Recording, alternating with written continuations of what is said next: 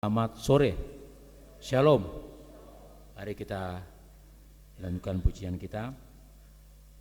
Kita nyanyikan satu pujian pertolongan.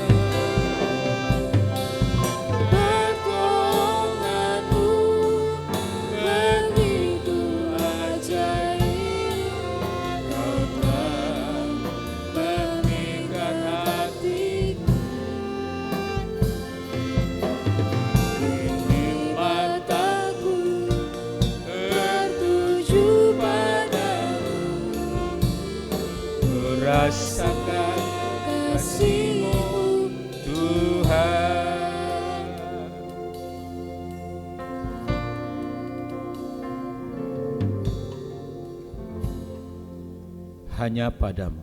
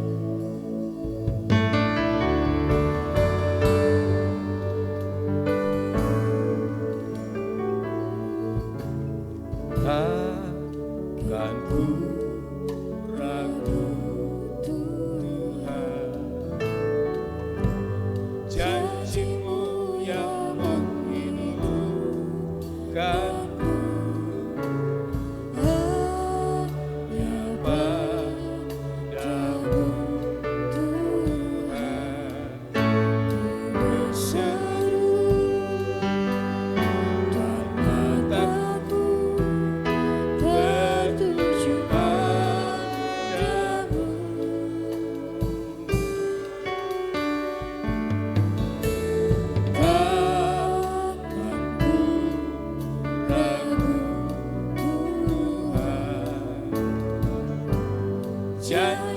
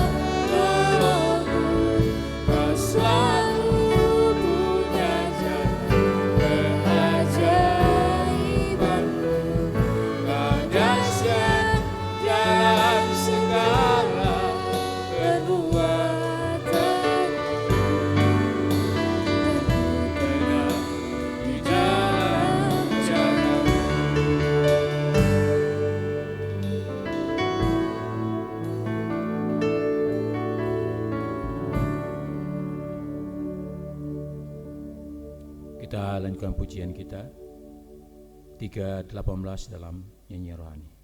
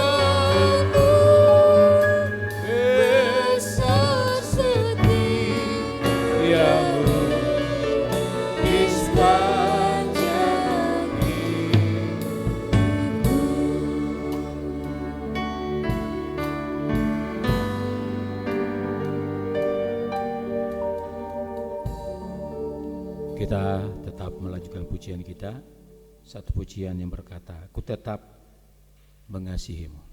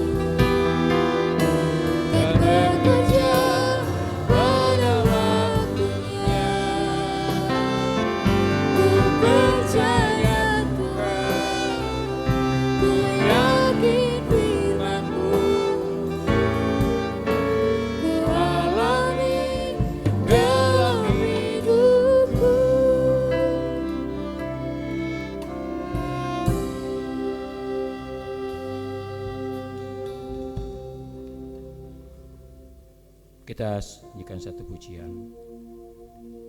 Hatiku percaya.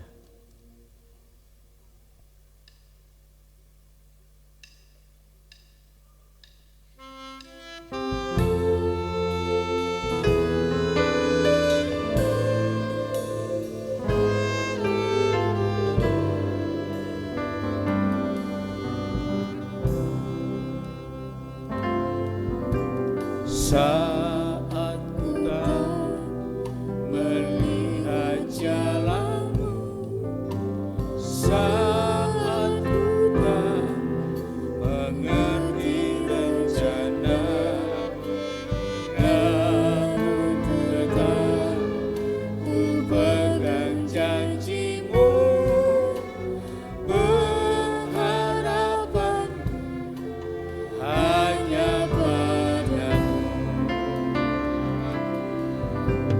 Saat ku tak melihat jalanmu, saat ku tak mengerti rencanamu, namun tetap ku pegang janjimu, pengharapanku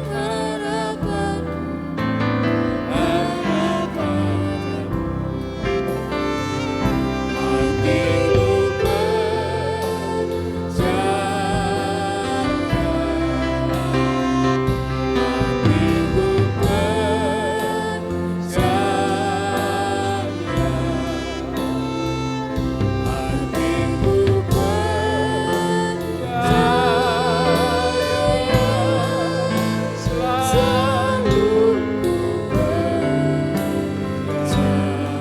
Sama-sama bagi berdiri. Hatiku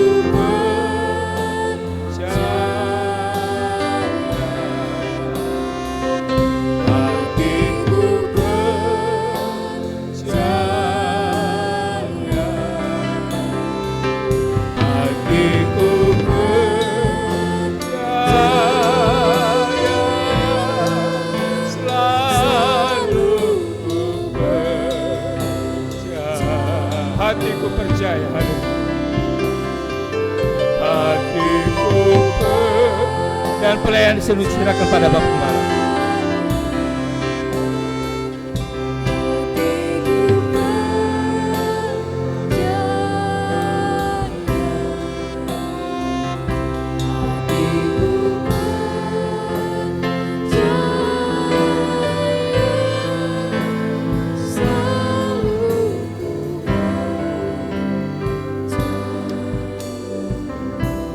Bersama kita tundukkan kepala. Itulah kerinduan kami Tuhan.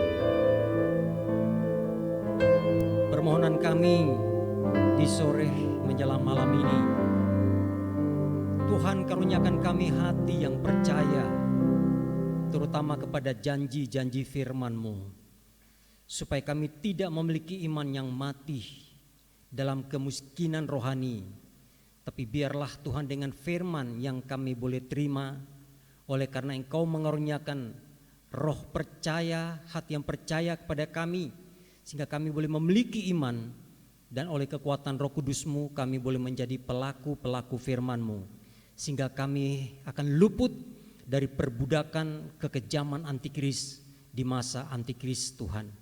Terima kasih, terpujilah Engkau Tuhan. Biarlah kami setelah kami percaya dan menjadi pelaku firman-Mu, maka timbullah pengharapan bagi kami, sekalipun mustahil apa yang Kau janjikan bagi kami. Tapi dengan pertolongan firman dan Roh Kudus-Mu, kami boleh diyakinkan dan kami boleh berharap akan apa yang Engkau janjikan bagi kami, terutama kasih-Mu akan memenuhi kehidupan kami. Terima kasih Tuhan sudah menyertai, melindungi, memberkati kami sepanjang hari ini.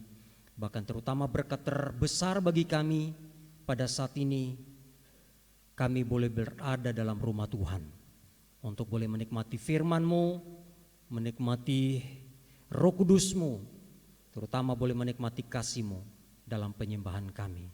Terpujilah Engkau, Tuhan, sucikan panca indera kami dan Engkau urapi.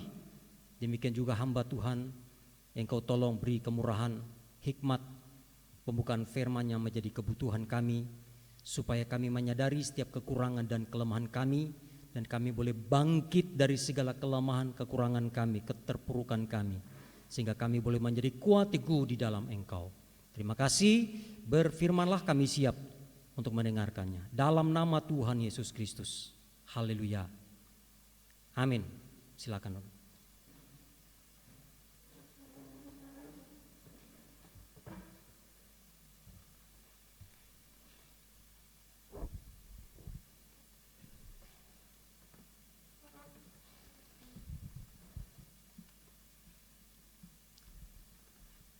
Puji Tuhan, selamat malam.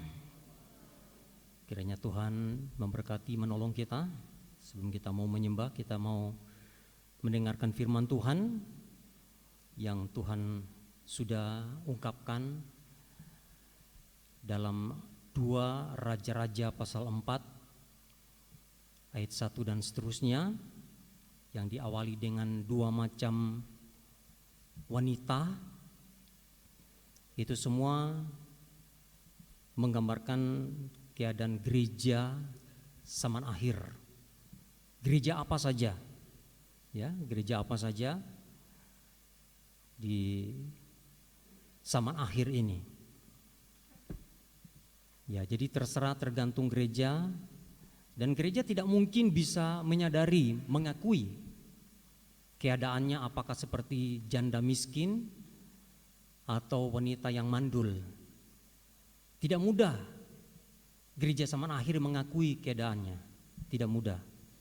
Sama seperti 2 wanita ini, andai kata Tuhan tidak utus Elisa kepada 2 wanita ini, maka mereka tidak menyadari kekurangannya. Bahkan tidak ada yang bisa menolong kekurangannya. Tetapi lewat utusan Tuhan, yaitu Elisa, maka janda miskin ini boleh menyadari kekurangannya dan kekurangannya bisa diselesaikan. Begitu juga wanita mandul ini juga, dia tidak menyadari kekurangannya. Dalam keadaan mandul, dia merasa tidak ada kekurangan, ya. Jadi saya katakan bahwa dua wanita ini tidak mungkin menyadari kekurangannya dan tidak mungkin bisa diselamatkan dari kekurangannya kalau Tuhan tidak mengutus Elisa. Dan Elisa itu gambaran dari Roh Kudus hujan akhir. Jadi tidak heran kalau di dunia ini tidak bisa terima, ya, menolak kalau dinyatakan sebagai gereja miskin. Ya, jangan coba-coba kita menyatakan gereja apapun di dunia ini digambarkan seperti janda miskin kalau bukan Roh Kudus yang menyatakan. Amin. Jadi bukan hebatnya seorang hamba Tuhan sehingga gereja itu mengakui, ya, janda miskin itu adalah gereja kami. Tetapi hanya pekerjaan Roh Kudus bahwa dan firman bahwa gereja zaman akhir ini mengakui keadaan yang sebenarnya. Ya, seperti dikatakan dalam Injil Yohanes pasal 16 ayat 8. Injil Yohanes pasal 16 ayat 8. Dan kalau ia datang, ia akan menginsafkan dunia akan dosa, kebenaran dan penghakiman. Siapa itu ia? Itulah Roh Kudus. Ya, Roh Kudus itu dalam bahasa asli disebut Parakletos, artinya penolong, seorang yang ada di samping kita untuk menolong kita. Ya. Begitu juga Elisa ini menggambarkan Roh Kudus. Kalau bukan Roh Kudus yang menyadarkan janda miskin ini, maka dia tetap miskin dan bisa berujung kepada kematian. Ya, itu tidak diinginkan Tuhan. Pada akhir zaman gereja itu mengalami kematian, terutama kematian rohani dari akibat kemiskinan, miskin rohani. Ya, jadi jangan saudara kore di luar gereja kita, di luar jemaat kita, di luar penggembalaan kita menyatakan bahwa mereka adalah gereja miskin. Ya, saudara bisa ditampar, saudara. Ya, lebih baik kita doakan biar Roh Kudus yang bekerja menyatakan itu. Amin. Ya, sebab kita juga kalau bukan Roh Kudus, mana kita mau akui bahwa ternyata janda miskin itu adalah menunjuk keadaan rohani kita. Betul enggak? Ya. Jadi hanya Elisa yang bisa menyadarkan. Siapa Elisa? Itu utusan Tuhan. Ya. Itu menunjuk apa yang dikatakan, itu menunjuk firman, dan pribadinya sendiri adalah gambaran Roh Kudus. Tanpa firman dan Roh Kudus, tanpa pengajaran, tidak ada gereja di dunia ini mengakui kelemahannya. Tidak ada yang rela disalahkan. Tidak ada. Ya, termasuk saudara, kalau mau jujur, seringkali kalau kesalahannya diungkapkan lewat firman, kadang-kadang tidak bisa terima. Betul enggak? Apalagi gereja lain. Ya, jadi enggak usah kore-kore, kita doakan biar Tuhan sendiri yang akan menyatakan bukan urusan kita. Saya juga menyampaikan firman ini bukan untuk gereja lain. Saya punya tanggung jawab agar penggembalaan ini tidak dihuni oleh kehidupan yang miskin rohani. Walaupun kita miskin, tapi Tuhan mau supaya kita bisa dirubah, ya, keadaan kita. Itulah tujuan firman. Dalam 2 Timotius pasal 3 ayat 16. Ini sudah sering ya, tapi semakin kita baca akan semakin lebih jelas. 2 Timotius 3 ayat 16, segala tulisan, saya mau berhenti di situ. Segala tulisan. Tulisan apa itu? Apa yang tertulis di dalam 66 kitab dari Kejadian sampai Wahyu. Itu ada tulisan di sana. Ya. Kalau tulisan itu diilhamkan oleh Allah, diwahyukan oleh Allah, diungkapkan atau diterangi oleh Allah oleh pekerjaan Roh Kudus, maka dia akan bermanfaat. Amin. Jadi kitab Kejadian sampai Wahyu kalau tidak terungkap, kita tidak mengerti, itu tidak ada manfaat. Walaupun kita 10 kali bolak-balik dari Kejadian sampai Wahyu membacanya, bahkan sampai hafal sekalipun, kalau itu hanya sebatas tulisan, itu tidak ada manfaatnya. Jadi jangan berusaha, saya mau berusaha dalam 1 tahun bisa 5 kali baca Alkitab dari Kejadian sampai Wahyu. Tidak penting. Yang penting adalah berusaha supaya apa yang kita dengar, kita yakini dan kita praktekkan. Amin. Ya, itu sebabnya dalam Injil Lukas 8 ayat 18, perhatikan caramu mendengar. Mendengar apa? Mendengar firman. Kalau cara kita salah mendengar firman, hasilnya apa? 0. Ya. Jadi saya mau ingatkan sidang jemaat di tempat ini, jangan kita mau mendengar firman hanya untuk cari bahan untuk status di Facebook. Itu masalah. Itu Tuhan tidak inginkan. Itu bisa jadi masalah. Kalau kita dengar firman hanya sebatas untuk cari bahan untuk status di Facebook, kelihatan bagus. Statusnya rohani ya. Betul enggak? Kelihatan bagus, kelihatan rohani. Tapi pertanyaannya, apakah firman yang distatuskan itu dipraktekkan atau tidak? Itu pertanyaannya. Itu bermanfaat dibanding dengan status tapi kita tidak praktekkan.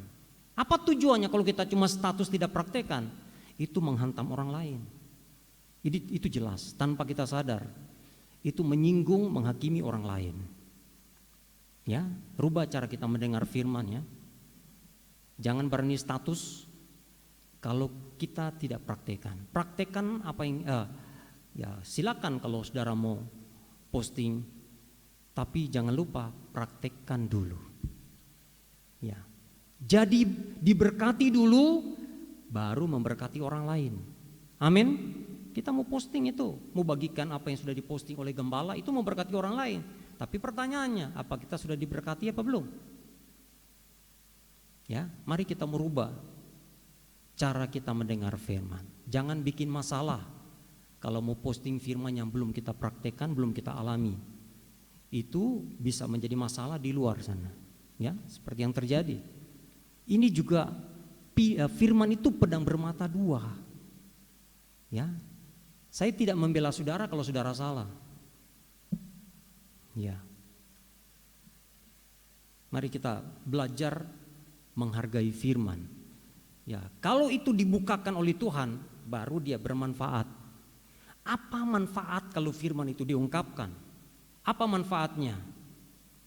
Ya, untuk mengajar. Yang butuh diajar itu orang yang bagaimana? Siapa yang perlu diajar? Orang bodoh. Betul enggak? Kalau sudah pintar ngapain diajar?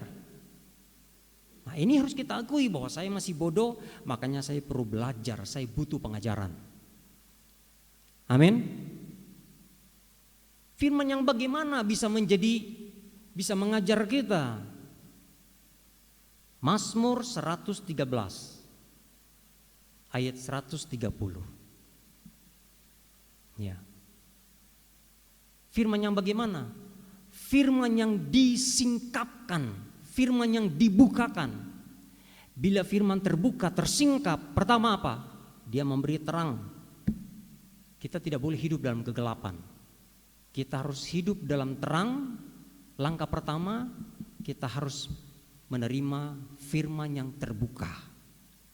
Kalau firman tidak terbuka, itu hanya sebatas tulisan, tidak bermanfaat. Yang kedua, memberi pengertian kepada orang-orang bodoh. Kalau kita sebagai gereja yang merasa diri bodoh, cari pengajaran. Amin.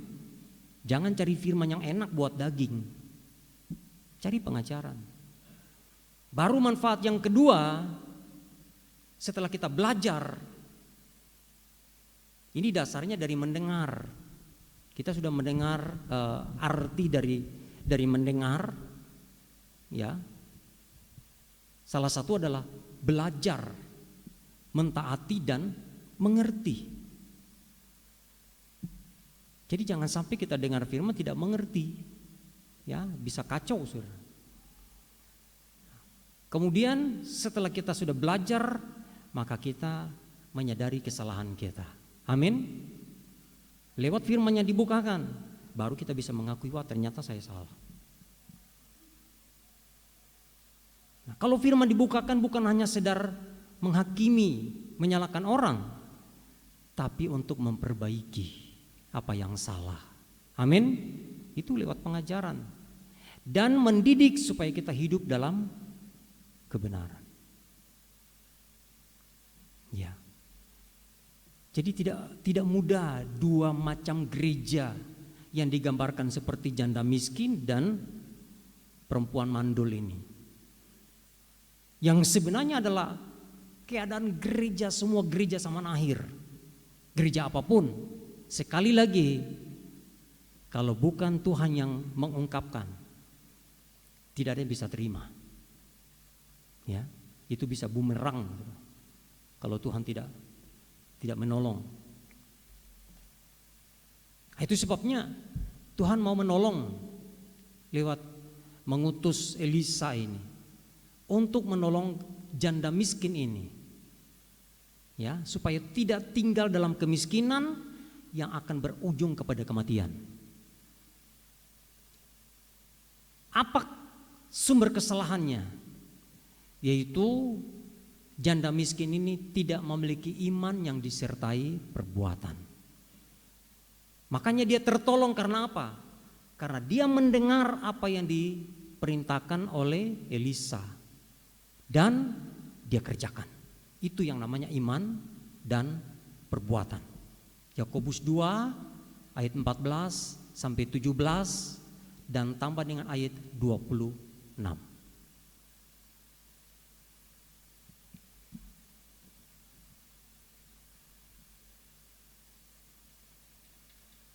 Akhirnya apa? Awalnya miskin karena tidak memiliki iman, mungkin ada iman tapi tidak disertai perbuatan. Tapi setelah dia mendengar, melakukan apa yang diperintahkan oleh Tuhan lewat firman yang disampaikan oleh Elisa, maka hidupnya berubah. Ayat 7, dia mampu membayar hutangnya dan hidup dari kelebihannya. Amin. Dari miskin berakhir dengan berkelimpahan. Jangan kita seperti anak bungsu, dari kelimpahan berakhir dengan kemiskinan. Jangan sampai. Tapi Tuhan mau kita harus akui kemiskinan rohani kita. Ya, harus akui kemiskinan rohani kita. Dan kita dengar firman dan kita praktekkan. Begitu juga perempuan yang mandul ini. Ya. Jadi kedua-duanya itu sama. Jadi tinggal terserah apakah ada gereja menolak. Ya itu urusannya, itu haknya. Saya tidak mau berurusan dengan gereja lain, tapi saya bertanggung jawab untuk jemaat di sini. Amin. Supaya jangan sampai Tuhan temukan satu orang dalam kondisi sama seperti janda miskin ini. Hanya mendengar tapi tidak mempraktekkan. Ya. Sudah ada contoh. Ini bukan perumpamaan, tapi ini betul-betul terjadi. Amin. Bukti, artinya bukti. Kalau janda miskin yang sebentar lagi akan mati bisa hidup dalam kelimpahan, ya, berarti kita juga bisa. Amin. Ya.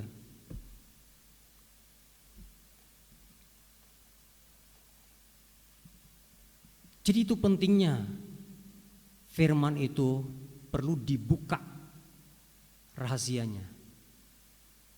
Ya. Jadi kalau tidak dibuka ya hanya sebatas tulisan. dan tidak bermanfaat. Ya. Jangankan baca dari Kejadian sampai Wahyu, hafal sekalipun hanya sebatas tulisan. Itu nanti bermanfaat kalau Tuhan buka. Dalam Amsal 29 ayat 18, Amsal 29 ayat 18 dikatakan, kalau tidak ada wahyu atau tidak ada ilham atau tidak ada pembukaan firman, maka dalam bahasa Indonesia dikatakan maka rakyat itu menjadi liar. Dalam terjemahan sebenarnya itu umat Tuhan jadi liar. Kalau tulisan itu tidak diungkapkan. Amin. Jadi liar. Jadi tidak tergembala, tidak tahu nikahnya mau dibawa kemana, ibadahnya, pelayanannya mau dibawa kemana, tidak mengerti. Tidak ada tujuan. Kalau Tuhan tidak wahyukan tulisan itu. Dalam 2 Korintus pasal 3 ayat 16 bahwa tulisan atau huruf itu mematikan, saudara.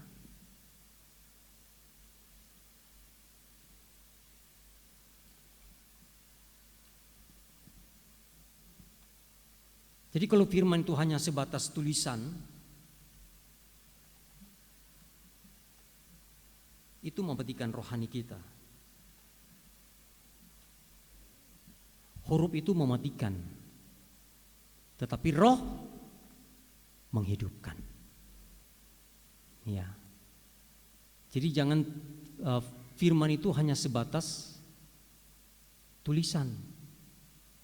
Itu tidak bermanfaat. Ya, dalam 2 Korintus 3. Ada contoh dalam Perjanjian Baru, seorang yang kaya raya. Ya. Saya baru tadi mendapat berkat. Walaupun cerita ini sudah sering kita sudah hafal tentang pribadi Sakeus ini, kita sudah hafal. Ya.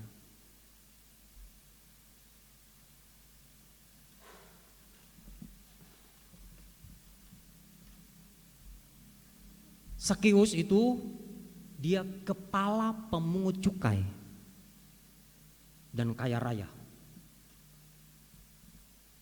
Jadi kalau boleh dikatakan dia ini adalah orang yang yaitu sebagai pemerintah, pejabat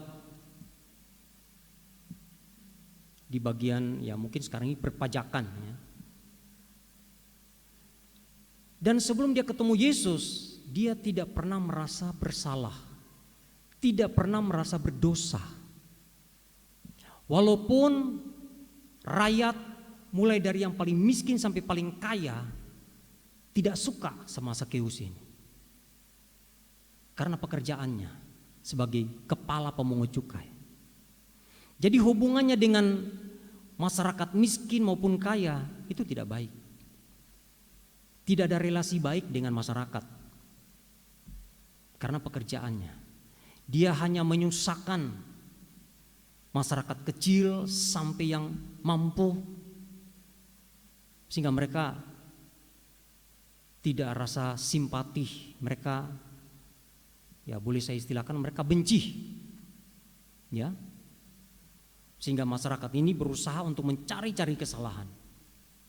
Dia tidak pernah rasa salah. Tapi untung dia punya kemauan untuk melihat Yesus, berjumpa dengan Yesus. Ya.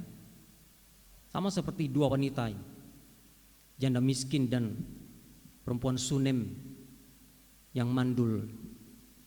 Kalau tidak berjumpa dengan Elisa, mereka pasti binasa. Begitu juga Sakeus ini, kalau tidak ketemu dengan Yesus, dia pasti binasa. Ya. Sebab bagaimana dia bisa selamat? Semua masyarakat dari miskin sampai kaya benci. Merasa dirugikan. oleh seorang Sakeus ini.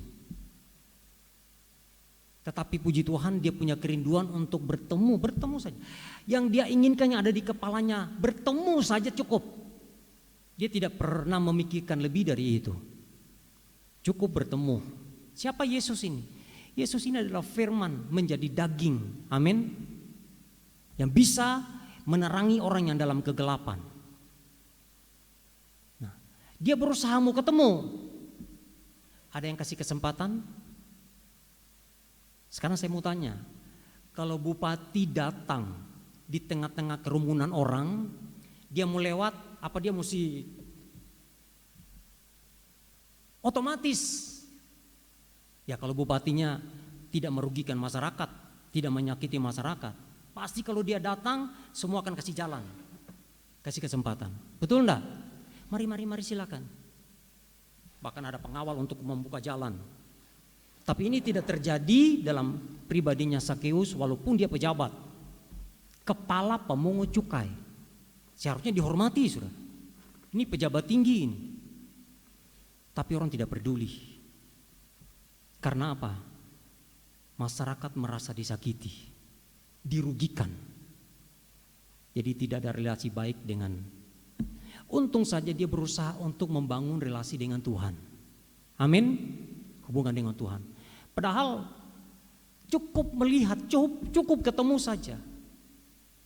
Itu kerinduan. Tidak cukup dia rindu ketemu Yesus, tapi dia berusaha. Bisa dibayangkan pejabat tinggi melihat seseorang harus naik pohon. Ya. Ini mustahil dia lakukan, betul enggak? Sudah begitu, postur tubuhnya tidak mungkin dia bisa lincah naik pohon. Ya, dia pejabat, dia pendek, tapi karena kerinduannya dia berusaha dengan susah payah. Dan Yesus lihat kerinduannya dan Yesus lihat usahanya. Amin. Amin. Ada kerinduan, ada usaha. Jangan cuma berhenti di kerinduan, tidak cukup. Kita tidak memperoleh apa-apa. Tapi harus ada usaha. Dia berusaha naik dan Yesus lihat. Ketika dia ada di situ, dia langsung memandang Sakeus. Dia berkata, "Sakeus, segera." Kalau mau ditolong jangan lama-lama, Saudara. Amin. Kalau Tuhan berfirman segera dia tolong, itu sebabnya apa yang difirmankan segera kita lakukan, pasti akan terjadi. Amin. Ya, enggak pakai lama-lama, Saudara. Ya bikin lama Tuhan mau kerja ya karena kita masih banyak pertimbangan, banyak perhitungan. Apalagi kalau seperti Abraham disuruh korban anak satu-satunya. Belum tentu kita segera kerjakan, pasti banyak pertimbangan. Jangankan satu anak, mungkin punya 5 anak diminta 1, kita masih mikir. Ya. Jadi Tuhan lihat kerinduannya.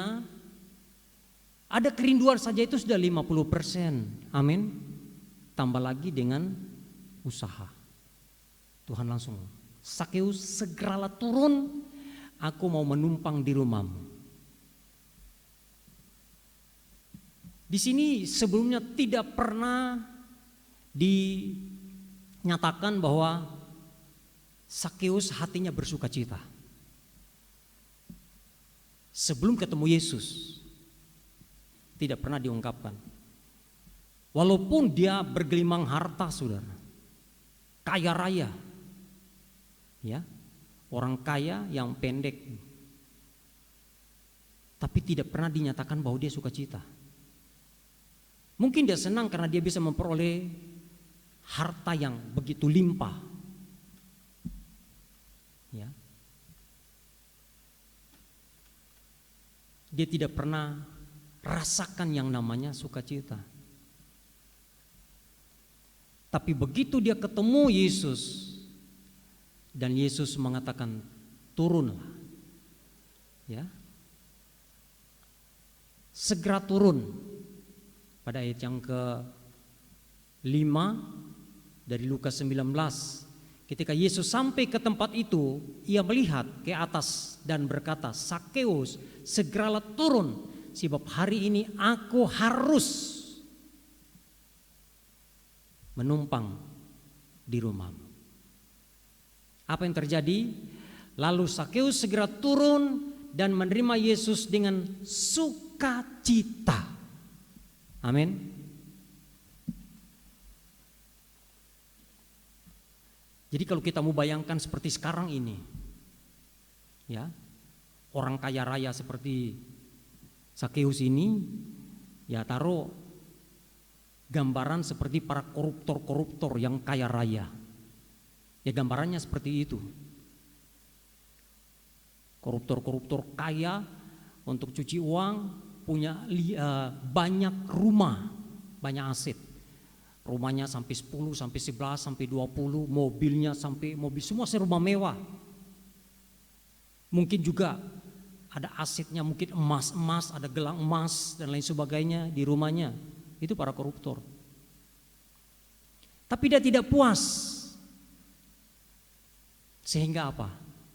Dari sekian banyak rumah yang dia beli itu, tidak ada satu yang dia tempati. Kenapa? Dia tinggal di mana? Kalau rumah-rumah mewahnya itu tidak dia tempati, lalu dia tinggal di mana? Ya, dia suka tinggal di mana? Tinggal di jeruji besi, penjara. Betul enggak? Dia tidak menikmati rumahnya itu begitu mewah, begitu banyak. Akhirnya dia tempati apa? Rutan. Emasnya, gelangnya mungkin banyak di rumah, tapi dia tidak pakai. Apa yang dia pakai? Borgol. Ya. Betul enggak? Bajunya, jasnya mahal-mahal, dia tidak pakai. Apa yang dia pakai? Warna orange. Betul enggak? Seharusnya ini dialami oleh Sakeus. Dia tidak puas dengan apa yang sudah miliki. Tidak puas. Tetapi begitu dia ketemu dengan Yesus, begitu dia terima di rumahnya, dia terima Yesus dengan sukacita. Tidak mungkin orang bisa sukacita kalau penuh kejahatan. Masyarakat kecil sampai masyarakat yang besar membencinya. Tidak mungkin dia bisa tidur enak, bisa damai, bisa sukacita. Tapi sukacita itu dia nanti rasakan, temukan setelah dia terima Yesus di rumahnya. Amin. Dan apa bukti dia dibenci oleh masyarakat yang paling miskin sampai yang mampu? Pada waktu dia menerima Yesus di rumahnya, apa masyarakat bilang? Setelah dia turun. Ayat 7. Tetapi semua orang yang melihat hal itu, ini masyarakat yang dirugikan, disusahkan oleh Sakeus ini, tidak ada hubungan baik dengan orang lain. Ya.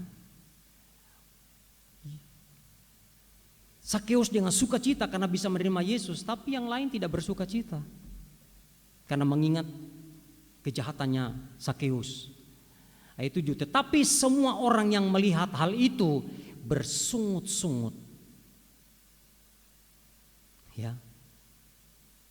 Katanya, ia menumpang, sampai Yesus disalahkan, ia menumpang di rumah orang berdosa. Sakeus disalahkan sudah. Apa Sakeus membela diri? Kalau dia membela diri, kerinduannya untuk ketemu Yesus dan usahanya naik pohon sia-sia. Amin. Jangan sampai perjuangan kita sampai hari ini pada akhirnya menjadi sia-sia. Karena apa? Karena kita disorot, kita dihakimi, kita disalahkan, kita difitnah, dibully oleh orang-orang yang ada di sekitar kita. Betul enggak? Jangan sampai terjadi. Bagaimana caranya? Mau marah? Mau lapor polisi? Setelah dia disorot, itu tantangan bagi orang yang mau merubah keadaannya. Apa yang dilakukan oleh Sakeus? Apa dia menyerang balik? Tetapi Sakeus berdiri dan berkata kepada Tuhan di hadapan orang yang menghakiminya, Tuhan, setengah dari milikku akan kuberikan kepada orang miskin, dan sekiranya ada sesuatu yang kuperas dari seorang akan kukembalikan 4 kali lipat. 50%. Artinya apa? Setelah dia ketemu Yesus, ya, menerima firman dan Roh Kudus, baru dia sadar ternyata dia orang berdosa. Ternyata dia sudah merugikan banyak orang. Dia sudah banyak bikin susah orang. Makanya dia membayar. Ini terjadi setelah Yesus masuk di rumahnya, dia terima Yesus, dia sukacita, kemudian dia menyadari kesalahannya. Baru dia sadar. Selama bertahun-tahun dia tidak pernah sadar. Tapi setelah ketemu Yesus, hatinya dulu yang berubah. Amin. Setelah hatinya berubah, penuh sukacita, akhirnya dia membayar. Untuk apa? Membangun hubungan yang baik dengan masyarakat baik yang miskin. Ya, yang paling dirugikan itu adalah orang-orang miskin, Saudara. Oleh Sakeus. Jadi katakan akan kukembalikan 50%. Akan dibagikan, ya, kuberikan kepada orang miskin. Dan kemudian sekiranya ada sesuatu yang kuperas dari seorang, akan kukembalikan 4 kali lipat.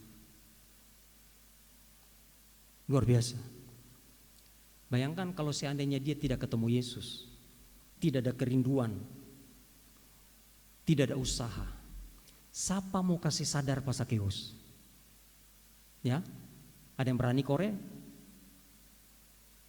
Sedangkan kita mau tegur kepala desa saja enggak berani. Apalagi ini pejabat tinggi.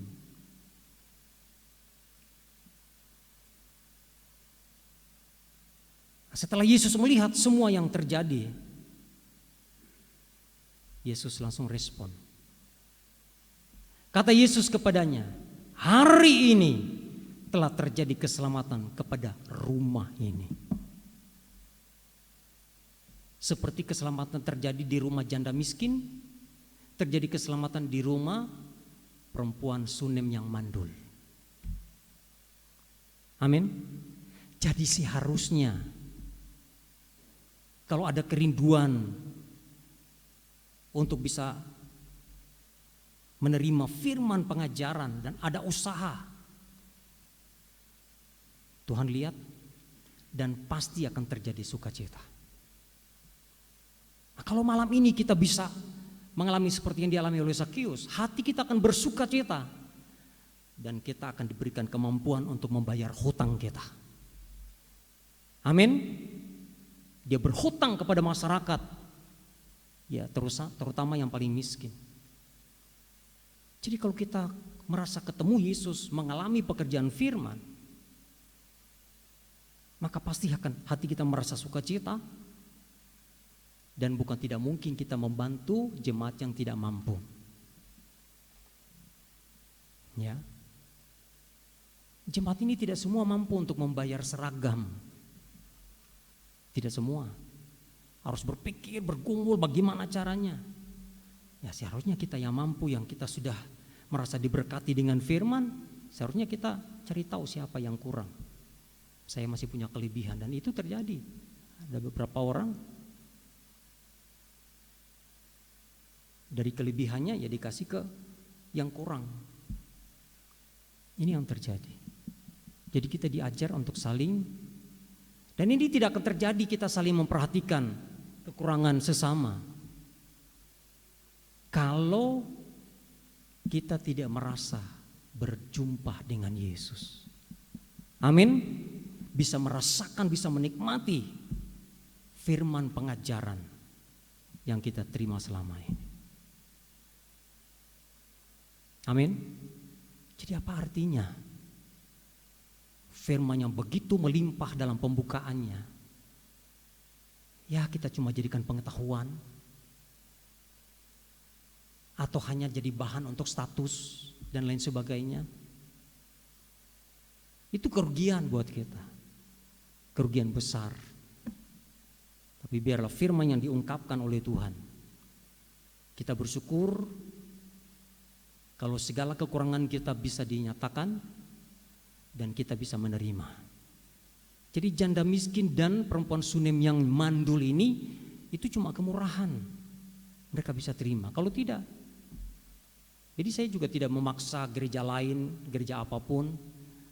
Ya itu haknya, itu bukan tanggung jawab saya. Tapi Anda adalah tanggung jawab saya. Ini harus dinyatakan. Dan ini kalau kita tidak mau menerima firman, ya bagaimana kita bisa berubah keadaan kita? Ya, malam ini tidak panjang firman Tuhan, tapi inilah berkat buat kita. Ingat, firman itu pedang bermata dua. Jangan kita gunakan untuk menebang, membabat orang lain.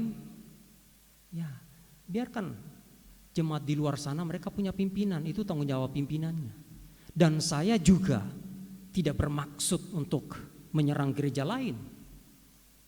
Ya, kalau mereka merasa seperti itu kesalahan mereka. Tetapi saya punya maksud hanya untuk mempersiapkan sidang jemaat ini. Ya, kalau mereka merasa tersinggung, ya salah sendiri.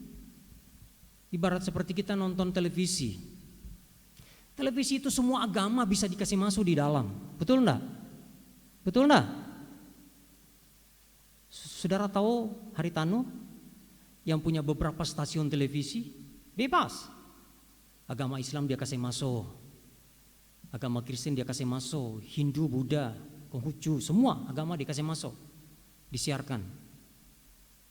Nah kalau ada yang tidak suka nonton, ya tinggal pindah channel lain. Betul enggak? Nah kalau saya posting ini firman Tuhan, kalau enggak suka, ya sudah cari postingan lain yang cocok dengan, kan banyak postingan-postingan rohani. Betul enggak? Banyak, tinggal pindah channel saja. Ya, enggak ada larangan. Semua televisi itu diizinkan semua. Jadi Haritanu tidak hanya mengizinkan karena dia Kristen, oh cukup agama Kristen, tidak. Semua agama silakan. Begitu juga tidak ada larangan untuk memposting di Facebook, YouTube, dan lain sebagainya. Tidak ada larangan. Nah kalau tidak cocok dengan ajaran kita, tidak cocok dengan keadaan kita, ya sudah pindah channel. Sama dengan saudara, saudara mau ngotot enggak kalau tiba-tiba azan maghrib, saudara nonton sampai selesai, habis itu saudara bafeto. Ada enggak di sini kasih biar? Saya enggak yakin kalau ada acara Muslim kemudian saudara tonton sampai selesai, pasti saudara akan pindah channel. Betul enggak? Begitu juga mungkin dari Muslim, kalau lihat kok Kristen, dia akan pindah channel sesuai dengan agamanya. Tidak susah kan? Ya. Begitu juga kalau sudah tahu firman yang kita posting seperti itu, ya sudah, jangan ditonton, selesai. Nggak usah dijadikan masalah kalau kita tidak butuh. Toh yang disampaikan ini untuk sidang jemaat. Dan juga saya ada dasar 2 Timotius 4. Beritakanlah Injil baik atau tidak baik waktunya. Pertama apa? Nyatakan apa yang salah. Tapi bukan berarti menghakimi. Amin. Tegurlah dan nasihati dengan segala kesabaran dan pengajaran. Jadi kalau tidak mau ya sudah, pindah channel saja. Nggak sulit kok. Kenapa mesti dipermasalahkan? Pemerintah tidak larang kok. Kecuali ya ujaran kebencian. Nah, itu dilarang oleh pemerintah, itu ada undang-undangnya. Saya ada screenshot ujaran kebencian. Kalau mau bisa saya laporkan. Dan ini pidana. Tapi apa untungnya buat saya? Amin. Firman yang saya posting tidak ada ujaran kebencian. Tidak ada. Tapi di HP saya ada ujaran kebencian yang saya screenshot. Ya. Tetapi ingat, ini harga dari pengajaran. Harus dinyatakan apa yang salah, ditegur dengan apa? Pengajaran plus apa? Kesabaran. Nah, itu baru pengajaran. Tapi kalau kita langsung dibully, langsung marah, itu bukan pengajaran yang benar, itu bukan pengajaran yang murni. Ya, pengajaran yang murni itu pengajaran disertai dengan kesabaran. Jadi hati-hati. Kalau ada yang tiba-tiba menyerang, ya sudah, abaikan. Ya, mau sakit hati itu pilihan. Mau tersandung itu pilihan.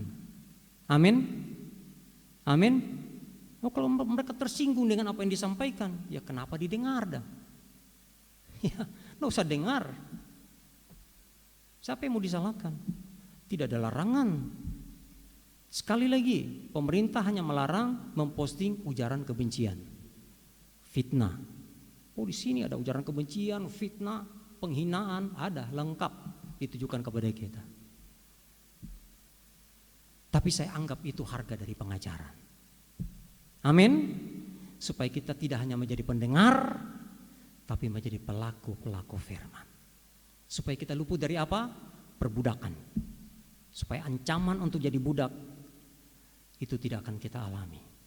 Tapi kita diluputkan oleh Tuhan. Amin. Amin. Mari kita datang di kaki Tuhan. Kita mau menyembah.